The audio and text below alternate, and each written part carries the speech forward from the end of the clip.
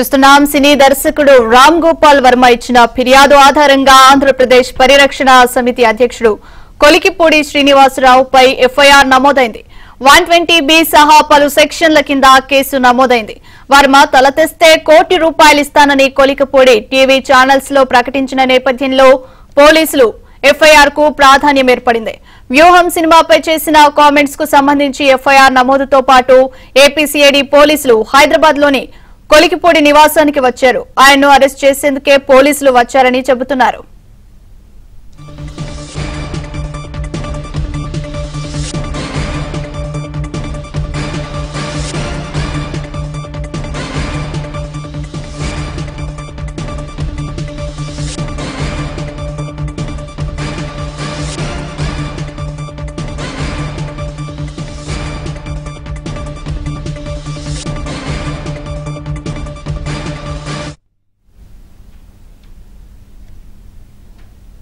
Breaking news చూస్తున్నాం. సినీ దర్శకుడు రామ్ గోపాల్ వర్మ ఇచ్చిన ఫిర్యాదు ఆధారంగా ఆంధ్రప్రదేశ్ పరిరక్షణ సమితి అధ్యక్షుడు కొలికిపూడి శ్రీనివాసరావుపై ఎఫ్ఐఆర్ నమోదైంది. 120B సహా పలు సెక్షన్ల కింద కేసు నమోదైంది. వర్మ తలతెస్తే ₹1 కోటి ఇస్తానని కొలికిపూడి టీవీ ఛానల్స్ లో ప్రకటించిన నేపథ్యంలో పోలీసు ఎఫ్ఐఆర్ కు ప్రాధాన్యం ఏర్పడింది. వ్యూహం సినిమాపై చేసిన కామెంట్స్ కు సంబంధించి ఎఫ్ఐఆర్ నమోదుతో పాటు ఏపీసీఐడీ పోలీసులు హైదరాబాద్ లోని కొలికిపూడి నివాసానికి వచ్చారు. ఆయన అరెస్ట్ చేసేందుకు పోలీసులు వచ్చారని చెబుతున్నారు.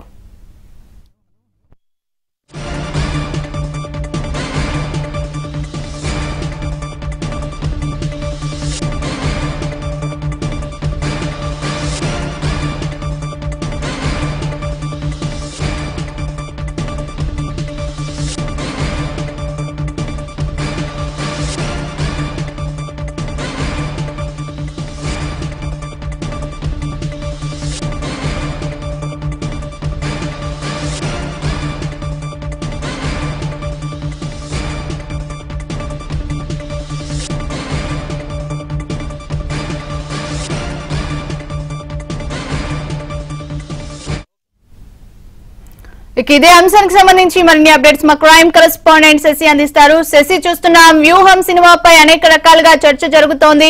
ఈ నేపథ్యంలోనే కొలికిపూడి శ్రీనివాసరావు చేసినటువంటి వ్యాఖ్యలకు సంబంధించి సెన్సేషనల్ గా మారింది. ఏపీసీఐడీ అధికారులు కూడా హైదరాబాద్ చేరుకున్నారు. ఆయన్ను అరెస్ట్ చేసే అవకాశం ఉందని చెప్తున్నారు. దీనికి సంబంధించిన కంప్లీట్ అప్డేట్స్ ఏంటి? కొలికిపూడి శ్రీనివాస్ నివాసానికి సిఐడి అధికారులు వచ్చారు. 8 మంది అధికారుల బృందం, సిఐడి అధికారుల బృందం కొలికిపూడి శ్రీనివాస్ నివాసానికి వచ్చినట్టుగా తెలుస్తోంది. ప్రస్తుతం నేను కొలికిపూడి శ్రీనివాస్ నివాసం మధ్య ఉన్నాను. ప్రస్తుతం నేను చూపిస్తున్నటువంటి ఇదే అపర్ణ అపార్ట్మెంట్స్ లో కొలికిపూడి శ్రీనివాస్ నివాసం ఉంటూ ఉన్నారు. ప్రస్తుతం ఆయన అందుబాటులో లేరు, ఆయన భార్య కూడా అందుబాటులో లేరు, కేవలం పాప మాత్రమే ఇంట్లో ఉంది. ఇలాంటి సందర్భంలో ఇక ఏపీసీఐడీ అధికారులు కొలికిపూడి శ్రీనివాస్ నివాసానికి చేరుకున్నారు. ముందుగా తాము సిఐడి అధికారులు అంటూ కూడా అపార్ట్మెంట్ సంబంధించినటువంటి సెక్యూరిటీ సిబ్బందికి చెప్పిన అనంతరం లోపలికి వెళ్ళేటటువంటి ప్రయత్నం చేశారు. అయితే ఇంట్లో ఎవరు లేరు అని చెప్పినప్పటికీ కూడాను వినిపించుకోకుండా లోపలికి చొచ్చుకుని వెళ్ళేటటువంటి ప్రయత్నం చేశారు. అనంతరం చాలాసేపు కూడా సెల్లర్లోనే వెయిట్ చేశారు కొలికిపూడి శ్రీనివాస్ కోసం. ఆయనకు ఫోన్ చేసినటువంటి సందర్భంలో కొలికిపూడి శ్రీనివాస్ ఫోన్లో అందుబాటులోకి రాకపోవడంతో ఎలాగైనా సరే అతనికి నోటీసులు ఇవ్వడమా లేకపోతే అరెస్ట్ చేసి తీసుకెళ్లడమా అనే 2 అంశాలకు సంబంధించి కూడా వారంతా వెయిట్ చేసినట్టుగా తెలిసింది. అనంతరం ఈ విషయం మీడియాకు తెలియడంతో మీడియా కూడా ఇక్కడికి చేరుకుంది. ఏబిఎన్ ఆంధ్రజ్యోతిని చూడగానే ఒక్కసారిగా ఏపీసీఐడీ అధికారులు మెల్లగా ఇక్కడ నుంచి జారుకునేటువంటి ప్రయత్నం చేశారు. వారిని ప్రశ్నించే ప్రయత్నం చేశాం. ఏ అంశాల గురించి, ఎందుకు వచ్చారు, ఏంటి అనే అంశాల గురించి మాట్లాడడానికి ప్రయత్నం చేసినటువంటి నేపథ్యంలో ఏపీసీఐడీ అధికారులు మెల్లగా ఇక్కడ నుంచి జారుకునేటటువంటి ప్రయత్నం అయితే చేశారు. సో మొత్తానికి ఏపీసీఐడీ అధికారులు ఇక్కడ నుంచి వెళ్ళిపోయారు. ఇక కొలికిపూడి శ్రీనివాస్ ఇంట్లో లేరు, ఆయన సతీమణి కూడా ఇంట్లో లేరు. మొత్తానికి మాత్రం మరొకసారి వచ్చేటటువంటి అవకాశం అయితే కనిపిస్తుంది. ఇంకా మరోవైపు కొలికిపూడి శ్రీనివాస్ను అరెస్ట్ చేస్తారేమన్న భావన నేపథ్యంలో ఆయనకు సంబంధించినటువంటి అనుచరులు కూడాను కొలికిపూడి శ్రీనివాస్ నివాసం వద్దకు చేరుకున్నారు. ప్రస్తుతం అంటూ ఆయన అనుచరులను ఆయనతో మాట్లాడే ప్రయత్నం చేద్దాం. చెప్పండి, అసలు ఏపీసీఐడీ అధికారులు అసలు ఎందుకు వచ్చారు, ఏంటి అసలు? ఇటీవల కొలికిపూడి శ్రీనివాస్ గారు ఒక టీవీ డిబేట్లో మాట్లాడుతూ రామ్ గోపాల్ వర్మ లాంటి ఒక దుర్మార్గుడు తీస్తున్నటువంటి సినిమాలని వ్యతిరేకిస్తూ ఆయన తల నరికి తీసుకొచ్చిన వాళ్ళకి ₹1 కోటి నగదు బహుమతి ఇస్తానని చెప్పడం జరిగింది. దాని గురించి ఇటీవల మళ్ళీ రామ్ గోపాల్ వర్మ వెళ్ళి ఆంధ్రప్రదేశ్ డీజీపీ గారిని కలిసి ఆయన మీద చట్ట ప్రకారమైన చర్యలు తీసుకోవాలని చెప్పి రిక్వెస్ట్ చేయడం జరిగింది.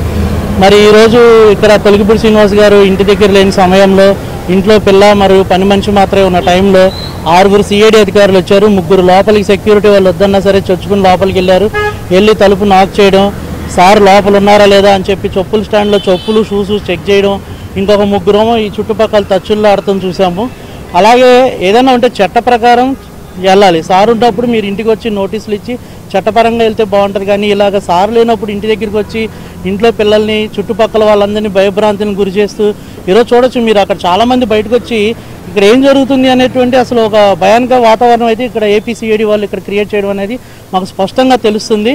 ఏదైనా సరే మేము ఏపీసీఐడి వాళ్ళని ఒకటే కోరుకుంటున్నాం, సార్ ఉన్నప్పుడు రండి, మీరు సార్కి మాట్లాడండి, సార్కి నోటీస్ ఇవ్వండి, అంతా లీగల్గా చేయండి. కానీ ఇలా జనాల్ని భయభ్రాంతిని గురి చేసేటువంటి చర్యలు మాత్రం తీసుకుంటే మాత్రం ఇది ఆంధ్రప్రదేశ్ కాదు, ఇది తెలంగాణ, హైదరాబాదు. ఇక్కడ పరిస్థితులు మీరు అనుకున్నంత విధంగా ఆంధ్రాలో ఉన్నట్టు ఉండవు. ఇక్కడ జనం అందరం మేమందరం మాత్రం ఏదన్నా మీరు లా అండ్ ఆర్డర్ని డిస్టర్బ్ చేయాలి, ప్రజల్ని భయభ్రాంతిని మీరు ఒకసారి హోల్డ్ లో ఉండండి. కొలికిపూడి సతీమణి మాధవి కూడా మనతో పాటు మాట్లాడేందుకు ఫోన్ లైన్ లో అందుబాటులో ఉన్నారు. మాధవి గారు నమస్కారం అండి. నమస్కారం మేడం. ఏం జరిగిందండి? ఇక్కడ సిఐడి అధికారులు ఇంటికి వచ్చారా? సో ఏదైనా నోటీస్ తీసుకొచ్చారా? మీరేం చెప్తారు? నేను యాక్చువల్ గా ఇంట్లో లేనండి. శ్రీనివాసరావు గారు కూడా లేరు, ఊరెళ్ళారు నిన్న. ఆయన ఎవరు లేరు ఇంట్లో. నేను వాళ్ళు సెక్యూరిటీ దగ్గరకు వచ్చి కాల్ చేస్తే యాక్చువల్ గా నాకు కాల్ వస్తే నేను వాళ్ళతో మాట్లాడాను. దేని గురించి అని అంటే సిఐడి నుంచి వచ్చాము, మేము నోటీస్ ఇచ్చి వెళ్ళాలి అని అన్నారు. నోటీస్ ఇచ్చి వెళ్ళాలంటే నేను ఆఫీస్ లో ఉన్నానండి, ఇంట్లో లేను, సార్ కూడా లేరు ఇంట్లో అని చెప్పాను. అయితే వాళ్ళు అన్నారు ఇంట్లో ఎవరుంటే వాళ్ళకి ఇస్తాము అంటే, పాపకి 11 years అండి, పాపకి ఎలా ఇస్తారు, మీరు వెళ్ళొద్దు, అంతగా కాకపోతే నేను ఆఫీస్ లో ఉన్నాను, మా ఆఫీస్ అడ్రస్ చెప్తాను, అక్కడికి వచ్చి ఇవ్వమని చెప్పాను. వాళ్ళు అయినా కానీ ఇద్దరు పోలీసులు ఒక సెక్యూరిటీని పెట్టుకొని డోర్ వరకు వెళ్ళారంట. కాకపోతే డోర్ వరకు వెళ్ళేసి వెనక్కి వచ్చేసారు అని తెలిసిందండి నాకు. నేను కూడా ఇప్పుడు బయలుదేరి ఇంటికి వెళ్తున్నాను, ఇంకా అక్కడే ఉన్నారు అని తెలుసు. నాకు మాత్రం నోటీసులు ఇవ్వడానికని వచ్చాము అని చెప్పారు. అక్కడే వెయిట్ చేస్తున్నట్టుగా కూడా మనకు సమాచారం అందుతోంది. సో పిల్లల్ని మీ ఇంట్లో ఉన్న పాపకి ఏమైనా వాళ్ళు మాట్లాడే ప్రయత్నం ఏమైనా చేశారా? మీకేమైనా చెప్పారా మీ అమ్మాయి? మా అమ్మాయి ఇంకా నాకేం చెప్పలేదండి, నేను బయలుదేరాను అందుకనే. ఇంకా అక్కడే ఉన్నారు గేట్ దగ్గర అని తెలిసింది కాబట్టి బయలుదేరానండి. ఈ వ్యవహారాన్ని ఎలా చూస్తారంటే పోలీసులు ఏపీ నుండి తెలంగాణకు వచ్చి మరి మీ ఇంటికి వస్తున్నారు, సో దీన్ని ఏ విధంగా చూస్తారు? ఇది ఒక రకంగా హరాస్మెంటే కదండి. అది ముందు మాకు ఇలా వస్తారని కూడా తెలియదు, అసలు ఏది తెలియదు. ఇలా సడన్ గా వస్తే నాకు పైగా పాపకి ఇచ్చి వెళ్తాము అని అన్నారు. అసలు 11 ఏళ్ళ పాపకి ఎలా ఇస్తారండి నోటీసులు ఎవరైనా? సో నేను ఖండిస్తున్నానండి. ఇది చాలా అంటే తీరు బాగాలేదు, వాళ్ళు ప్రొసీడ్ అయిన తీరు మాత్రం బాగాలేదు. మీరు సిఐడి అధికారులు మీకు కాల్ చేసి చెప్పినప్పుడు నోటీస్ లో ఏముంది అనే విషయాన్ని ఏమైనా మీతో షేర్ చేశారా? మీకు చెప్పారా ఏమైనా నోటీస్ లో వాట్సాప్ లో పంపడం కానివ్వండి, అట్లాంటిది ఏదైనా జరిగిందా? మీకు జస్ట్ నోటీస్ అంటే ఇది సమన్స్ అంతే అని అన్నారు, అంతే. ఇంకా నాకు మిగతా వివరాలు ఏం చెప్పలేదండి వాళ్ళు. రైట్, థ్యాంక్ యూ మాధవి గారు. శశి చెప్పండి, కొలికిపూడి ఇంటి వద్ద సిచ్యువేషన్ ఏ విధంగా ఉంది, అప్డేట్స్ ఏంటి? మొత్తానికి కొలికిపూడి శ్రీనివాస్ నివాసం వద్దకు సుమారుగా 6 నుంచి 8 మంది సిఐడి అధికారులు వచ్చినట్టుగా తెలుస్తుంది. అయితే వచ్చినప్పటికీ లోపలికి వెళ్ళేటటువంటి ప్రయత్నం చేసేటటువంటి క్రమంలో ఇక్కడ ఉండేటువంటి సెక్యూరిటీ సిబ్బంది ఇంట్లో ఎవరూ లేరు, వెళ్లాల్సినటువంటి అవసరం లేదు, వెళ్ళొద్దు అంటూ కూడా నచ్చజెప్పే ప్రయత్నం చేసినప్పటికీ కూడాను వారి మాట ఏమాత్రం వినకుండా సిఐడి అధికారులు లోపలికి చొచ్చుకునేట్టు వెళ్ళేటటువంటి ప్రయత్నం అయితే చేశారు. ఇక ఆయన ఫ్లాట్ వద్దకు వెళ్ళినటువంటి ఏపీ సిఐడి అధికారులు తన నివాసం వద్ద ఉన్నటువంటి అంటే ఆ చెప్పుల స్టాండ్ని తరచి చూడడం, ఆయనకు సంబంధించినటువంటి చెప్పులు ఉన్నాయా లేదా అని చెప్పేసి చూడడం, నిజంగా ఇంట్లో ఉండి కూడా పొరపాటున లేదు అని చెప్తున్నారేమో అని చెప్పేసి 1కి 2 సార్లు తనిఖీలు చేసుకుని నిర్ధారణకు చేసుకున్న తర్వాత మరొకసారి కిందకు వచ్చి సెల్లార్లోనే వెయిట్ చేసినటువంటి సందర్భం అయితే కనిపించింది. సో మొత్తానికి ఆయన లేరు అని నిర్ధారణకు వచ్చిన తర్వాత కూడా సిఐడి అధికారులు లోపలే ఉండిపోయారు. అనంతరం మీడియా ఇక్కడికి చేరుకున్న తర్వాతనే సిఐడి అధికారులు ఇక్కడ నుంచి జారుకున్నటువంటి నేపథ్యం అయితే కనిపిస్తుంది. ఇక నోటీస్ ఇవ్వడానికే వచ్చినట్టుగా తెలుస్తోంది. ఈ మధ్యకాలంలో వ్యూహం సినిమా చాలా వివాదాస్పదం అవుతుంది.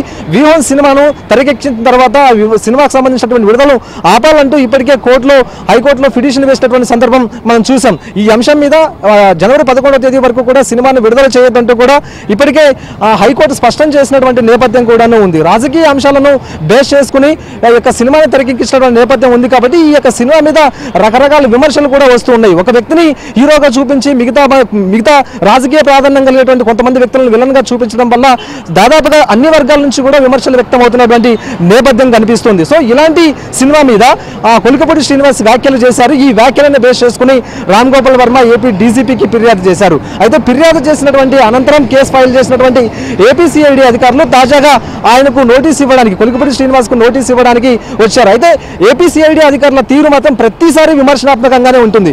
కేవలం కొలికపూడి శ్రీనివాస్ విషయంలో మాత్రమే కాదు, చాలా మంది విషయాల్లో కూడా ఇప్పటికే నోటీసులు ఇవ్వడానికి వచ్చిన ప్రతిసారి కూడా వివాదాస్పదంగానే ప్రవర్తిస్తున్నారు.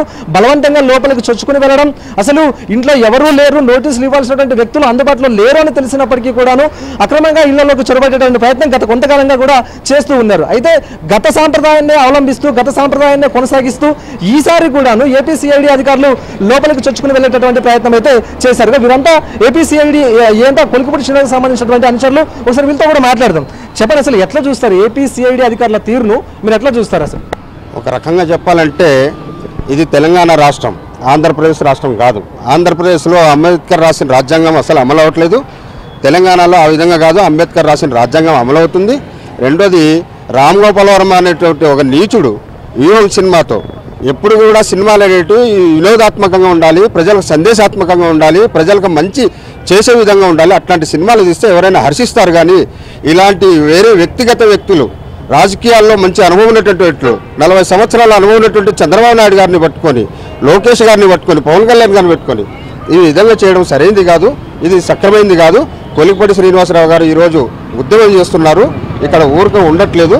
ఆ ఉద్యమంలో ఆయన ఏమి చేయలేని పరిస్థితుల్లో ఉండి ఈరోజు ఇది మొత్తానికి కొలికపూడి శ్రీనివాస్ పట్ల ఇటు ఏపీ సిఐడి అధికారులు ప్రవర్తిస్తున్నటువంటి తీరును ఆయన అనుచరులు విమర్శిస్తూ ఉన్నారు. అయితే నోటీస్ ఇవ్వడానికి వస్తే చట్ట ప్రకారం నోటీస్ ఇచ్చి వెళ్లాలంటూ కూడా వీరంతా డిమాండ్ చేస్తూ ఉన్నారు. Studio thank you for the updates చేసి